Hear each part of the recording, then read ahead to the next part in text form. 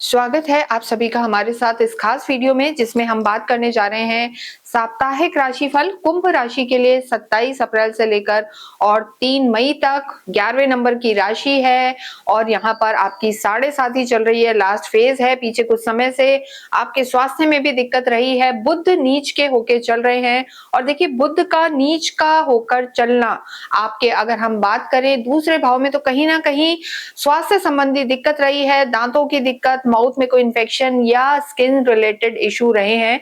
लेकिन यहाँ पर इस वीक की अगर हम बात करें तो जो बुध है वो 30 अप्रैल को यहाँ परिवर्तित हो जाएंगे और बुध सूर्य के साथ आ जाएंगे। सूर्य उच्च के चल रहे हैं तो यहाँ पर बुध आदित्य योग बनेगा, स्वास्थ्य में सुधार होगा।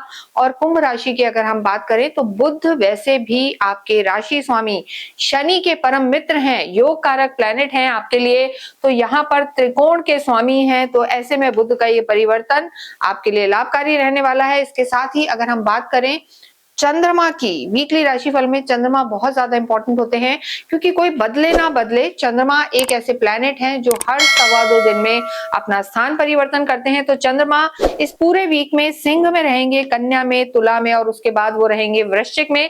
तो चंद्रमा की स्थिति वीक के शुरू में केतु के साथ है, यहाँ पर ग्रहण योग बना हुआ है। और उसके बाद अगर हम बात करें 30 और 1 तारीख को चंद्रमा आपके अष्टम में रहेंगे। यानी जब भी हम चंद्रमा की स्थिति चौथे घर, 8वें या 12वें घर में देखते हैं तो चंद्रमा थोड़े से वीक हो जाते हैं, कमजोर। चंद्रमा देखिए मन के कारक हैं, भावनाओं के कारक हैं, निर्णय शक्ति को कमजोर करते हैं। तो ऐसे में चंद्रमा का अष्टम में होना कहीं ना कहीं आपको 30 और 1 तारीख को हम जरूर कहेंगे अपने स्वास्थ्य का ध्यान रखने की पुनः जरूरत है। और देखिए, एक और चीज है कि 7.5 चल रही है, शनि आपकी कुंडली में कैसे हैं। जब भी शनि की 7.5 हो, ढैया हो, पनौती हो और शनि अगर आपकी कुंडली में नीच के हैं, शत्रु घर में है, तो ये समय थोड़ा सा कठिनता वाला होता है।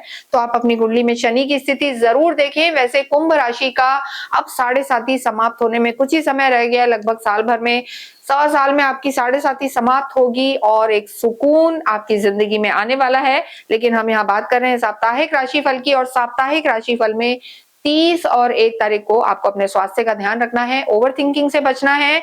इन डेट्स पर आप ट्रैवल को भी अवॉइड कर सकते हैं, अन्यथा पूरा ही वीक यहाँ पर आपको अच्छे परिणाम देगा। देखिए, एक और चीज है, काल सर्प दोष समाप्त होगा, आंशिक काल सर्प दोष बन जाएगा, लेकिन केमुद्रम योग जो हमने डेट्स बताई हैं वहां पर वो भी आगे रहने वाला है।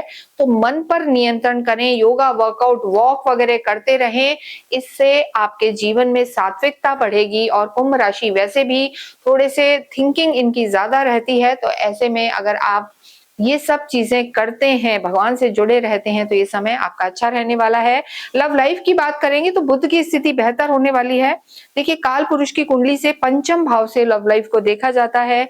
यहाँ के लॉर्ड बुध हैं और पराक्रम में आ जाएंगे, सीधे भाग्य को देखेंगे, तो यहाँ लाभ की स्थिति रहेगी, लव लाइफ में सुधार होगा। लेकिन वाणी भाव, कुटुंब में शनि मंगल का होना, भाषा को आपको अपनी जरूर ध्यान देना है और क्रोध पर कंट्रोल करके चलना है। राहु का पंचम दृष्टि से आपकी पंचम भाव को देखना, लव लाइफ को देखना, संतान को देखना, कभी कभी कोई कंफ्यूजन या शक जैसी स्थिति मन में रह सकती है, तो उसे आप ना बढ़ाएं, वो आपके रिश्तों के लिए बेहतर रहेगा।